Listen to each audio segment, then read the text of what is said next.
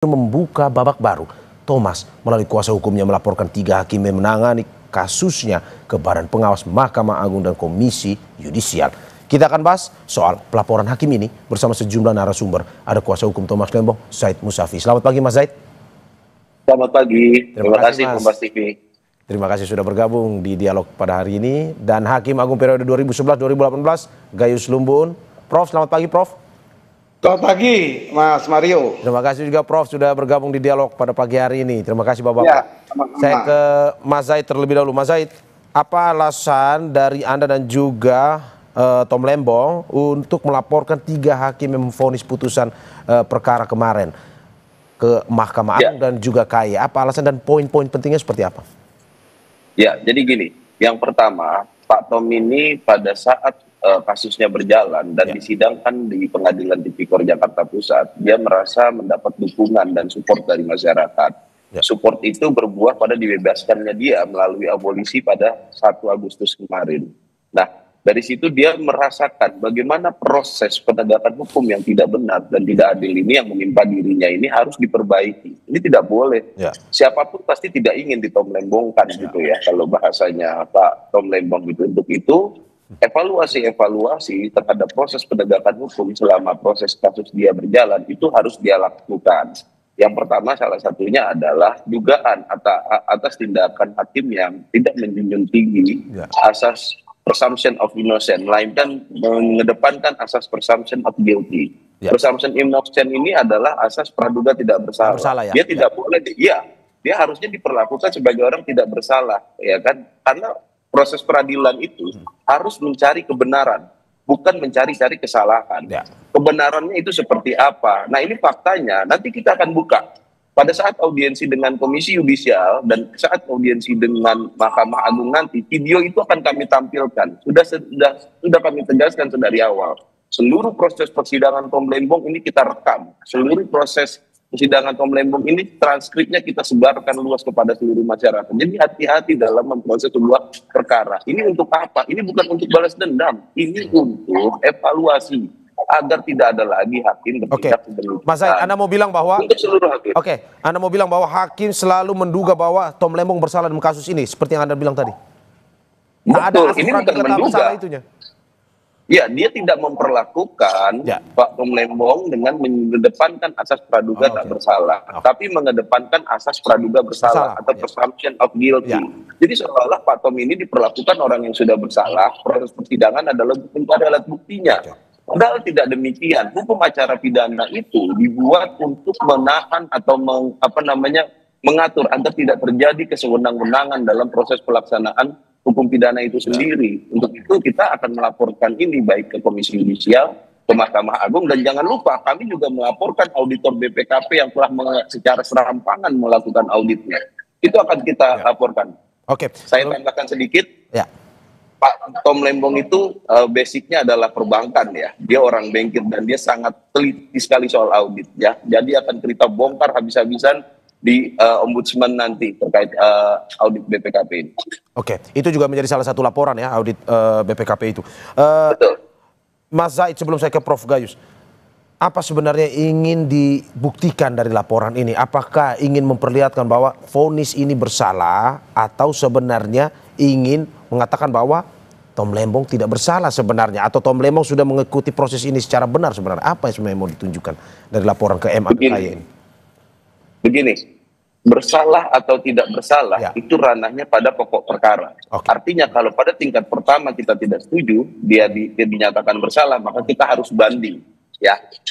Tapi dari proses ini kita harus ingat ada rasa keadilan masyarakat. Hakim memang punya hak untuk memutus, tapi masyarakat punya dong rasa keadilan, dan Tom Lembong pun berhak atas rasa keadilan itu.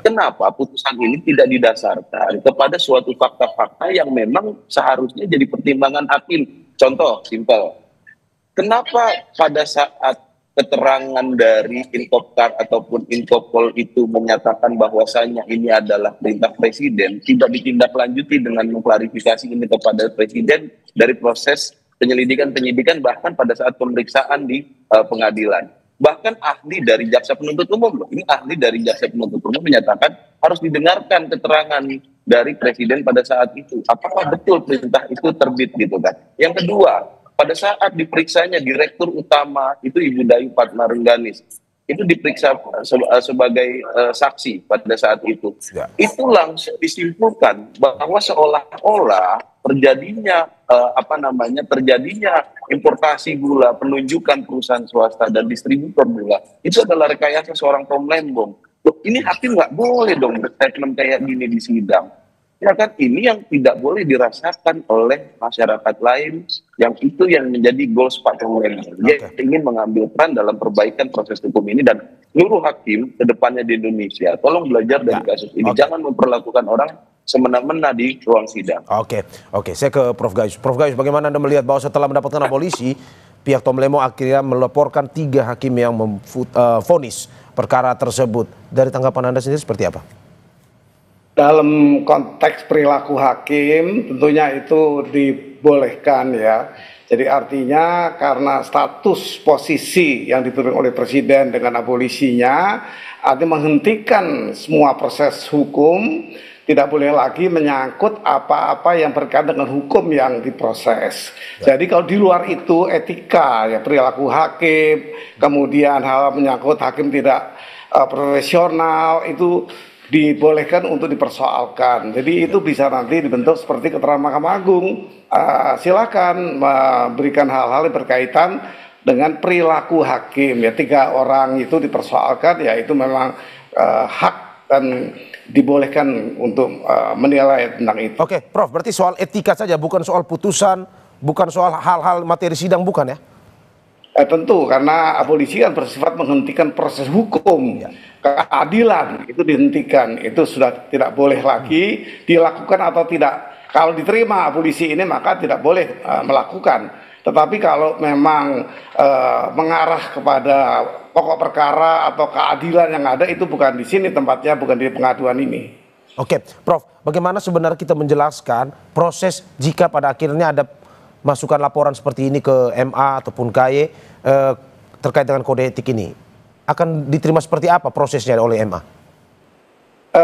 Saya pernah menjadi hakim MKH ya, Majelis Hakim Kehormatan Hakim, itu memang memproses hal seperti ini. Hal ini juga yang terberat adalah memberhentikan hakim, tetapi sama sekali tidak menyangkut apa yang dia putuskan sebagai keadilan yang dilakukan di pengadilan, tapi perilaku yang melanggar kode etik, mengabaikan prosedur hukum, itu yang akan diproses. Oke, bagaimana caranya kita membuktikan bahwa karena ini terkait dengan kode etik, ada mungkin saja seperti yang dituduhkan oleh kuasa hukum Tom Lembong bahwa ada pelanggaran kode etik yang terjadi. Apakah mungkin 3 hakim yang dilaporkan ini dipanggil untuk diperiksa atau diwawancara atau diinvestigasi ulang, atau bagaimana sebenarnya proses pencarian kebenarannya? Iya, dipanggil ketiganya.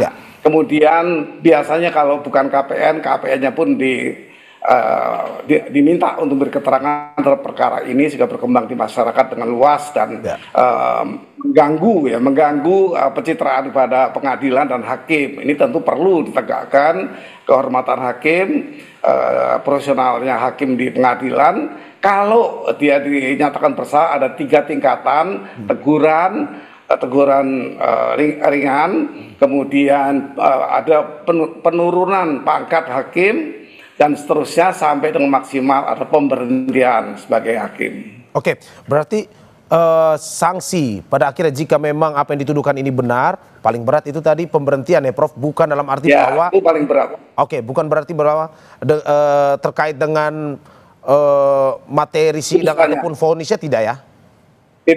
Tidak sama sekali, karena kita tidak menyentuh itu, apalagi itu sudah dihentikan ya. Kalaupun bukan soal pengendalian polisi, juga kalau menyentuh hal-hal keadilan diputuskan, itu bukan wilayah dari Majelis Kehormatan Hakim. Oke, kalau dalam kasus Tom Lembong ini, Prof, kalau memang terbukti melanggar kode etik, apa sebenarnya sanksi yang mungkin saja bisa diberikan? Ya tergantung efeknya, ya. Tergantung akibat yang ditimbulkan. Tapi ini memang cukup berat karena publik bergolak, dan tentunya ini menyangkut satu perilaku hakim yang perlu diperiksa memang. Oke, kalau secara umum Prof, melihat persidangan kemarin, Sehingga sampai saat ini yang dilakukan oleh Tom Lembong, menurut Anda, apakah betul dari pengamatan Anda, Prof, sebagai mantan hakim, apakah memang ada analisis pelanggaran kode etik di situ? Kalau seorang presiden sudah menghentikan ya sebuah proses hukum, artinya itu ada sesuatu yang berdampak kepada masyarakat. Dalam hal ini paling tidak keterangan menteri yang lalu mengatakan untuk stabilitas, untuk melakukan konsiliasi pada masyarakat. Jadi ini memang satu hal yang perlu mendapat perhatian tentang apa yang telah dilakukan secara perorangan hakim itu sebagai perilaku. Apakah hakim dinilai tidak profesional? Itu saja pokoknya. Oke, Prof. Dalam tugasnya sebagai hakim. Oke, dampaknya ke masyarakat ini apakah karena Thomas Lembongnya ataukah karena hakimnya sebenarnya? Pertanyaan. Bisa dibaca dua arah.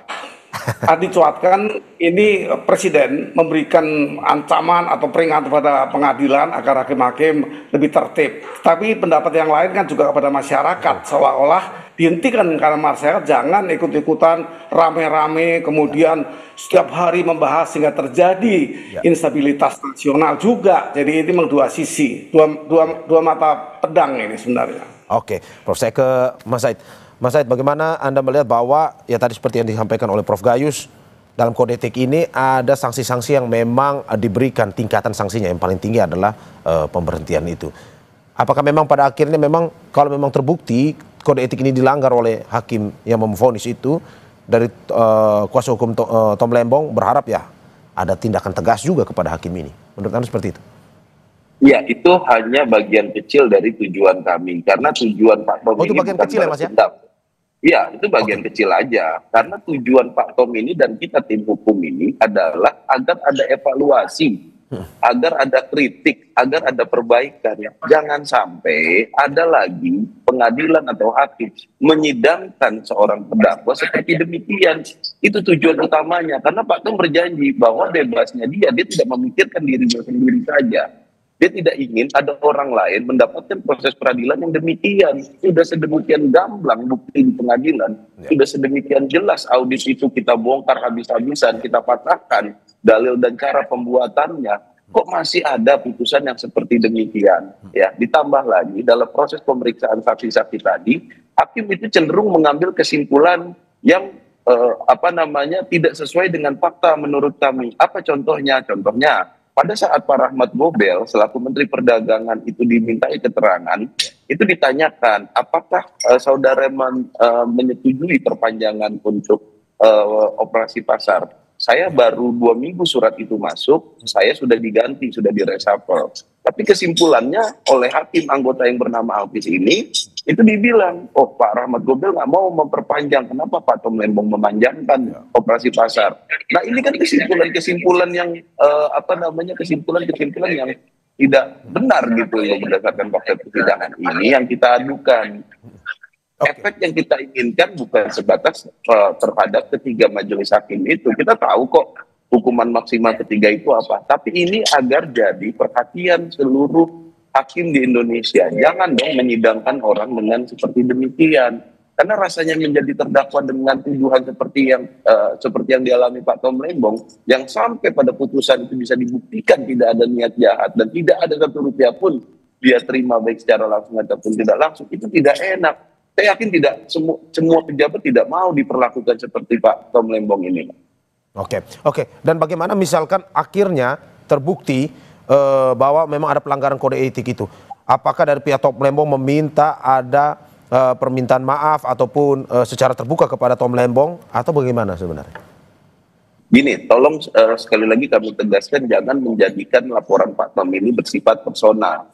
Diperlukan permintaan maaf terhadap Pak Tom atau ini apa segala macam. Sekalipun kalau ketiga hakim itu minta maaf, saya yakin orang sekelas Pak Tom Lembong pasti memaafkan gitu kan. Tapi bukan itu goalsnya. Goalsnya adalah tolong Mahkamah Agung mengkoreksi, tolong Mahkamah Agung mengevaluasi, tolong seluruh hakim di Indonesia mari sidangkan perkara dengan baik dan benar. Gitu. Pak Tom ini tidak ingin ada masyarakat yang mengalami hal yang dialami oleh dirinya. Itu goals utamanya gitu. Tapi kalau dia minta maaf, katakanlah setelah diputus bersalah dalam sidang etik nanti, ya saya rasa Pak Tom dengan sangat inilah untuk memaafkan. Oke, Mas Zaid. Saya ke Prof Gayus. Prof Gayus, kita lihat terkait dengan vonis putusannya itu. Bagaimana Anda melihat bahwa putusan mengatakan Tom Lembong bersalah, tetapi selama ini mengatakan bahwa Tom Lembong sama sekali tidak menerima keuntungan apapun dari kasus tersebut. Bagaimana Anda menanggapinya? Tetapi ya, sebelum Anda tanggapi, Prof, sebelum Anda tanggapi, kita saksikan jeda berikut.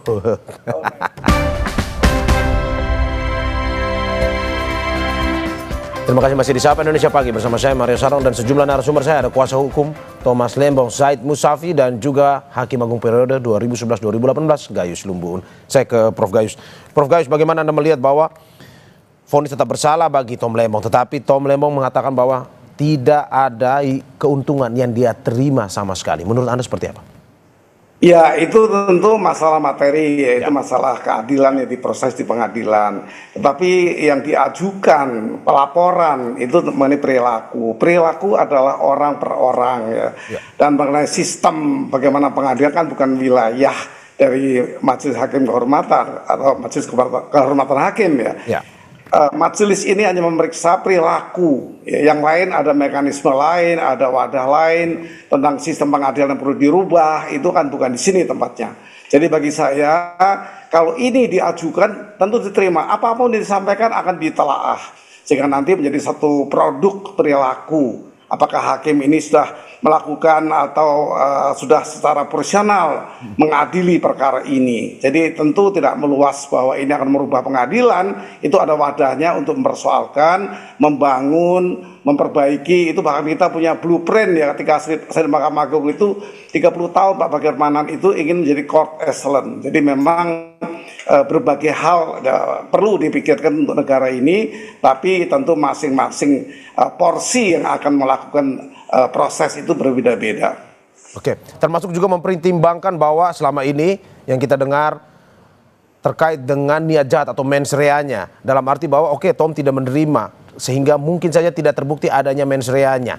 Menurut Anda seperti itu bisa juga masuk dalam pokok laporan itu yang akan diperiksa?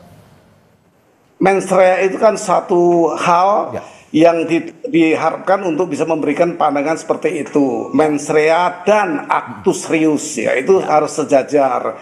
Artinya tidak punya niat tapi juga tidak pelanggaran apapun. Nah, itu kira-kira pasangan secara umum dipandang seperti itu. Sehingga mens rea ini diatur juga di Undang-Undang KUHP ini. Ya, kalau kita perhatikan pasal 44 itu tegas ya, yang dimaafkan dan yang dibenarkan. Itu harus melengkapi atau itu bagian dari satu kelengkapan dari mens rea. Mens rea harus tidak dipandang bisa dimaafkan atau bisa dibenarkan. Jadi tidak mens rea berdiri karena siapa bisa baca hati orang. Hati orang itu disandingin ya dengan satu pasangannya ya. Kalau orang menabrak orang mati, misalnya tercacat seumur hidup, itu diukurnya adalah itu. Dia tidak punya niat untuk membunuh melalui kecelakaan ini, tetapi dia lalai.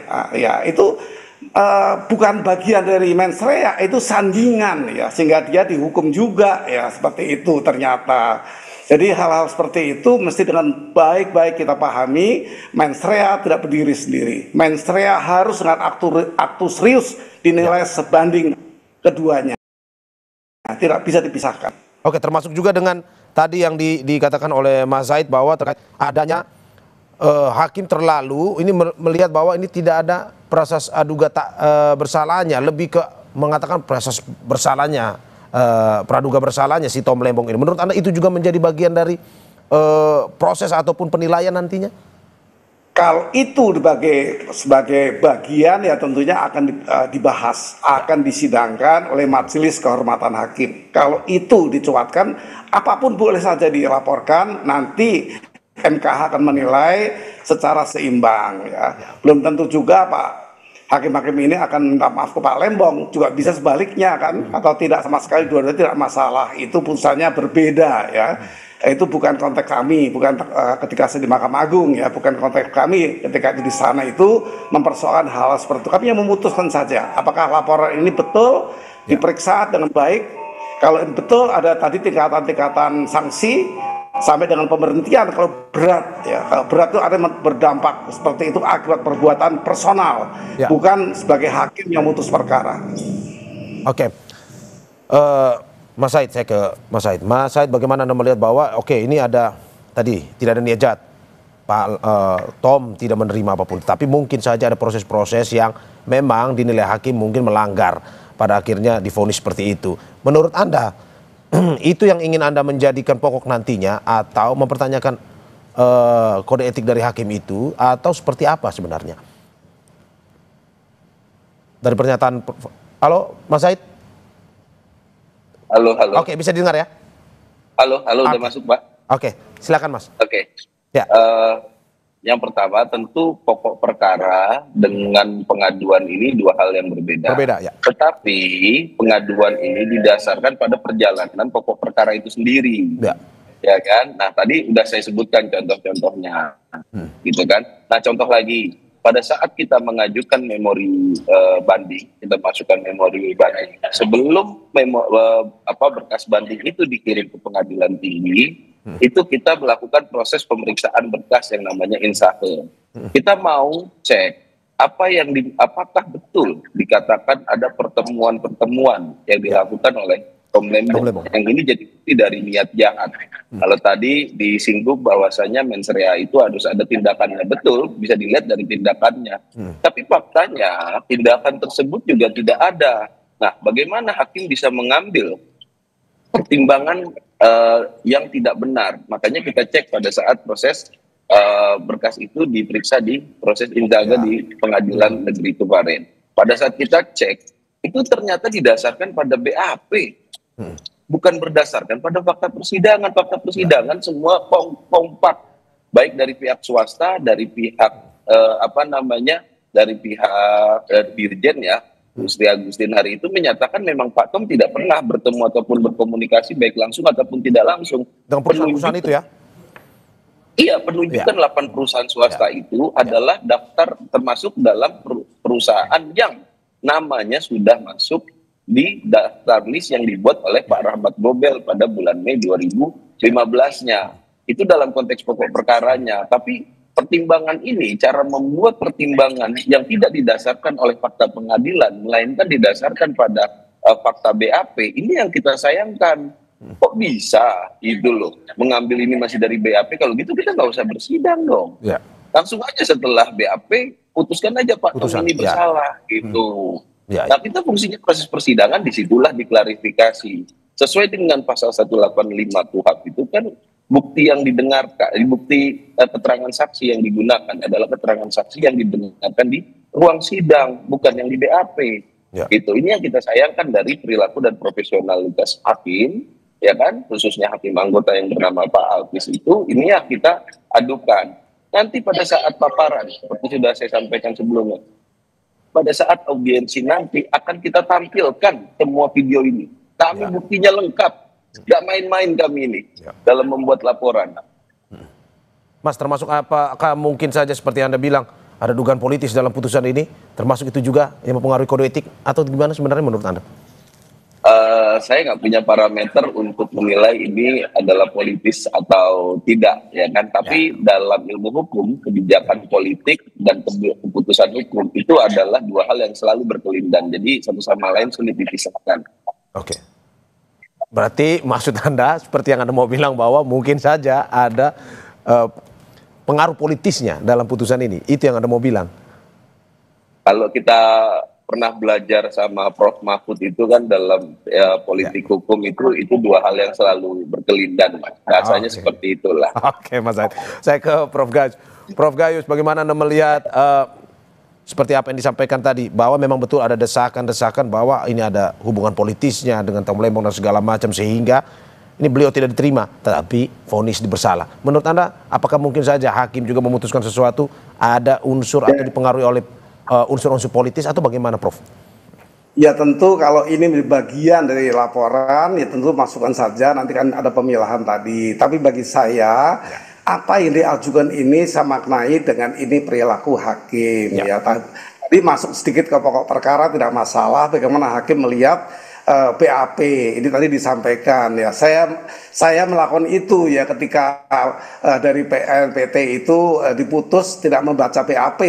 Karena apa? Karena saya ingin tahu kenapa orang dihukum 7 tahun karena narkoba. Ternyata penggunaan narkoba di BAP itu dipersoalkan. Dia menggunakan dokter pribadi yang menyarankan untuk penggunaan itu karena yang bersangkutan pernah mempunyai suasana kerja yang tegang ya. Misalnya yang bersangkutan ini pernah mendapat setelan sana ya, ada 2 Timur dan Aceh misalnya, sehingga dia patut menggunakan sesuatu obat. Ini masuk kategori narkotika. Itu memang di BAP itu sumber juga bagi kami, termasuk pledoi dan termasuk semua dakwaan dan tuntutan itu kami perhatikan, sehingga tidak berhenti di sana, sehingga penerapan hukum itu tepat ya. Itu kalau menyinggung sedikit teknis yuridis, kenapa BAP digunakan seperti itu. Ini mohon maaf, ini pengalaman ya. Jadi itu sudah dipahami juga. Ada 3 bendel di depan meja hakim itu, yang di meja hakim agung maksud saya ya, termasuk nanti yang mereksa ini.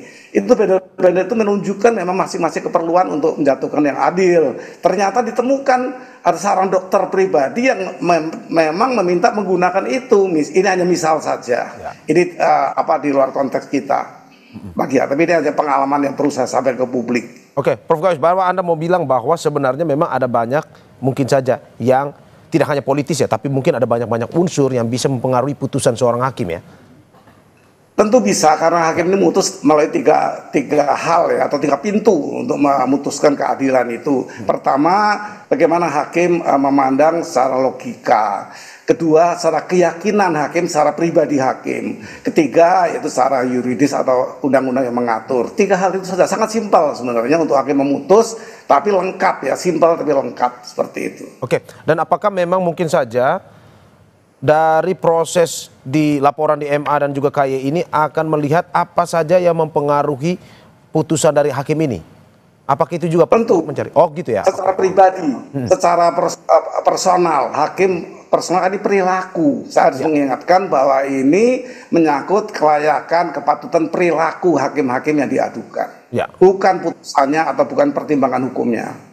Oke, termasuk kalau misalkan kita menemukan ada unsur politisnya, apakah itu juga salah satu yang bisa disanksi berat, Prof? Kalau misalnya ditemukan, kalau politis teknis ya, politis itu ada 2 ya, ada etis, ada teknis ya. Kalau teknisnya masuk, tentu dia akan dipersoalkan. Kenapa kamu memasukkan teknis politik yang bukan wilayah hukum? Tentunya bukan wilayah hak hakim mempertimbangkan politik. Ya, tentu hakim akan ditanya nanti apa pertimbangan Anda memasukkan atau mendengarkan atau mematuhi, itu nanti akan dipersoalkan.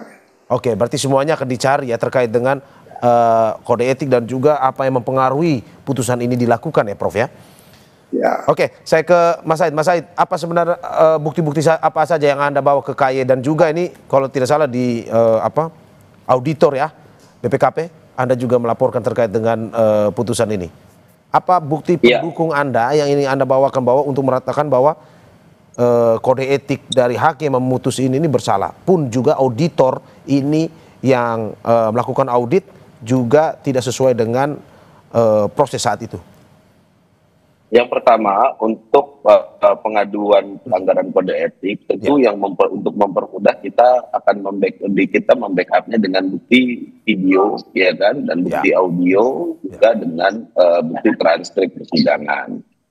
Ya, nah dalam konteks pertimbangan, saya tidak membicarakan pokok perkara yang dipertimbangkan, tapi cara membuat pertimbangannya yang tidak sesuai dengan fakta persidangan ini harus dikoreksi, gitu loh. Ini kan menyangkut tentang profesionalitas, gitu kan. Nah, bagaimana bisa kalau memang dia mengedepankan asas presumption of innocent, dia tidak akan menggunakan subjektivitasnya pada saat memeriksa untuk suatu perkara, untuk mendalami suatu pokok perkara. Dia tidak akan menggunakan subjektivitas itu, tapi adalah objektivitas yang terbukti di ruang sidang. Itu yang akan dia gunakan. Tapi karena menggunakannya adalah presumption of guilty, makanya kita bisa sampai menemukan bahwa yang menjadi pertimbangan adalah hal yang didasarkan pada BAP menurut kita. Makanya nanti kita buktikan dalam laporan, gitu loh.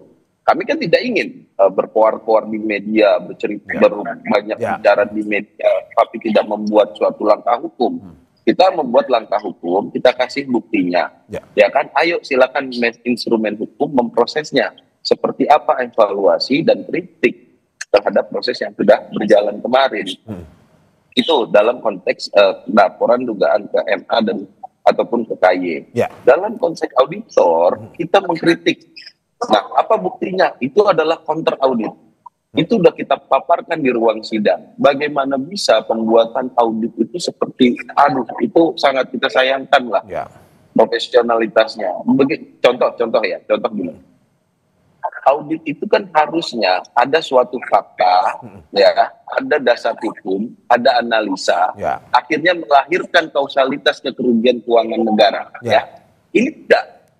Ini cuma fakta didasarkan pada hasil penyelidikan dan penyidikan, langsung perbuatan melawan hukumnya tanpa ada analisa, langsung perhitungan kerugian keuangan negaranya. Kerugian.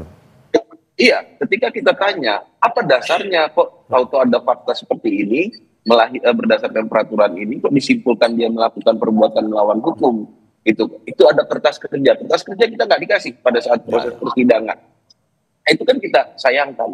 Terus yang kedua, apakah hasil audit ini diupdate isi keterangannya pada saat proses penyidikan sama pada proses persidangan? Kan enggak.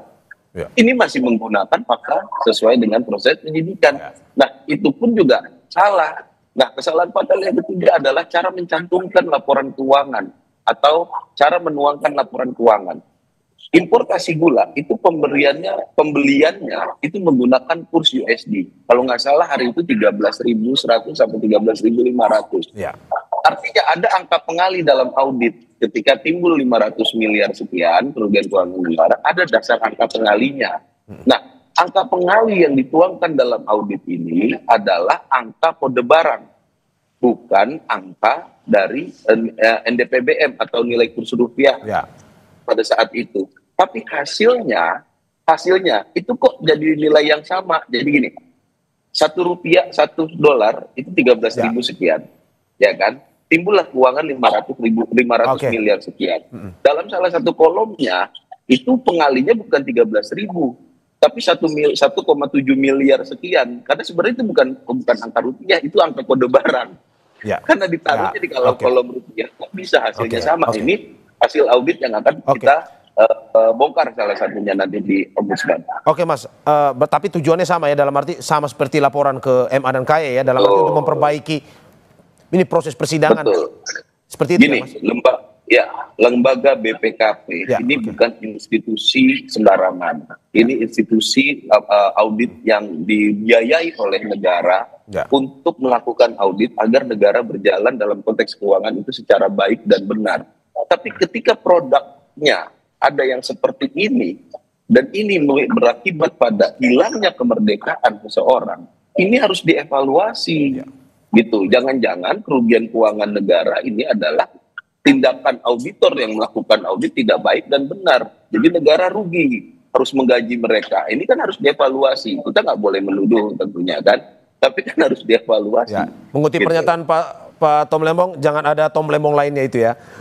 Prof Gayus, bagaimana Anda melihat bahwa tidak boleh ada Tom Lembong lainnya kalau dari perspektif dari Tom Lembong sendiri? Bahwa mungkin harus ada belum diputuskan terkait dengan kode etik ini di MA atau KY, tetapi bagaimana Anda melihat harus ke depan memperhatikan kode etik dari hakim di pengadilan terkait dengan proses pengadilan itu sendiri yang lebih baik lagi ke depan. Bagaimana Prof? Kalau masalah itu sudah lama, ketika saya di MA pun demikian, sehingga terbit buku biru namanya, itu jangka waktunya 25 tahun sejak 2010 ya. Itu ketua MA-nya masih Pak Pakirmanan. Dia menggagas ini, memperbaiki kinerja MA dan jajarannya. Waktunya pun cukup panjang sehingga menjadi court yang excellent yang diharapkan oleh masyarakat tadi. Itu wadahnya di situ dan mekanisme itu ada untuk itu. Tapi kalau teknis yuridis saya pikir sudah berhentilah karena sudah ada abolisi yang diberikan dengan baik dengan tujuan yang baik. Tapi sah saja untuk personal yang dipersoalkan, pelanggaran-pelanggarannya, tidak personalitas yang digunakan, itu semua diadukan saja, nanti di pengaduan itu akan diproses sesuai dengan apa yang nanti ditemukan. Oke, ya, kita harapkan dengan laporan seperti ini dapat berjalan lancar ya Mas Said. Prof Gayus, terima kasih juga untuk apa yang disampaikan. Ya, terima kasih atas apa yang disampaikan kuasa hukum Thomas Lembong, Zaid Musafi, dan juga Hakim Agung 2011-2018 Gayus Lumbun. Terima kasih Bapak-Bapak atas apa yang disampaikan. Sehat-sehat selalu.